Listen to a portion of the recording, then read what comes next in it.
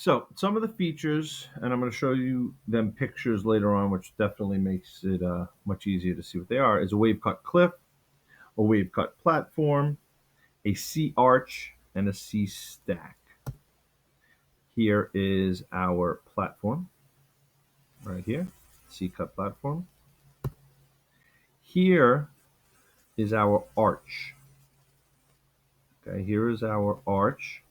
Now, remember before we were talking about how that refraction, those waves bend around. So they come in, they actually bend around, and they cause that erosion in here before here.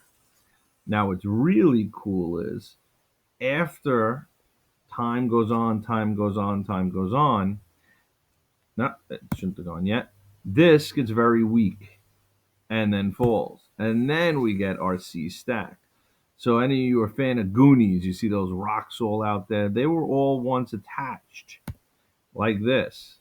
The waves, years and years of pounding on it, bringing rocks up and bouncing against them and breaking it apart and abrading them, turn them into these sea stacks. All right, here is your wave cut cliff. So we got the platform, we got the wave cut cliff, and if it breaks apart this way, the rocks in front will fall into the water. Now, bay mouth bar and sandbars completely cross the bay.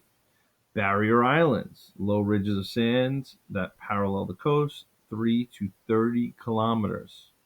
Barrier island, typically in class right now, I'd ask you, does anybody know of a barrier island? And usually somebody will come up with Fire Island. Fire Island is our barrier island. Spits, elongated ridges of sand extending from the land into the mouth of the adjacent bay. At the end of the spit, it hooks. So definitions are great, but the visuals are much, much better. So here's a spit. You got your longshore current going. It brings the sand, and you can see how this pops out in there. All right. Bay mouth bar. So this is a spit that's pretty much connected all the way across, connected. It actually closes in the bay. Here's another spit. So you got your longshore current dragging the sands along, and then you can see it curving in right there. Barrier Island of Long Island, there it is, Fire Island. Long Island over here, Fire Island here. Stabilizing the shores. 3 basic responses to erosion. We want to stop that sand from moving. So jetties, usually built in pairs, to develop and maintain harbors. They extend into the ocean at the entrance to rivers and harbors. Any of you who have been to Long Beach or even Point Lookout area, you see these jetties coming out. We have built those to stop the sand from moving. Now that's good and bad. So check it out. Here is a jetty, typically blocking an inlet and typically also up and down a beach to stop the sand. So we know from rivers, as water is moving, it's going to carry particles. The faster it moves, the larger the particle. So we got a longshore current here. It's moving, moving, moving, hits this jetty and slows down. So what happens when it slows down?